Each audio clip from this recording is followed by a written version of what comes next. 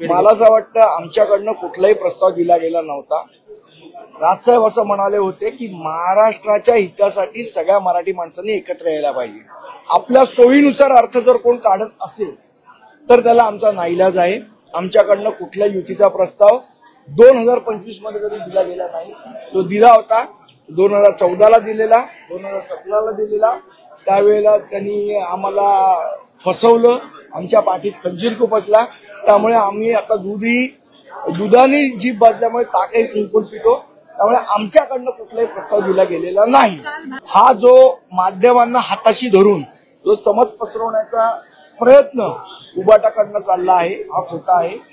आम्ही कुठेही राजसाहेबांच्या इंटरव्ह्यू मध्ये कुठेही ते असं म्हणाले नाही की राजकीय दृष्ट्या आपण एकत्र यायला पाहिजे। ते म्हणाले महाराष्ट्राच्या प्रश्नांसाठी। महाराष्ट्राचा प्रश्न म्हणजे फक्त शिवसेना उबाटा नाही, महाराष्ट्र म्हणजे संजय राऊत नाही, महाराष्ट्र म्हणजे उद्धव ठाकरे नाहीत, महाराष्ट्र म्हणजे आदित्य ठाकरे नाहीत, महाराष्ट्र म्हणजे इथे राहणारी तमाम मराठी जनता।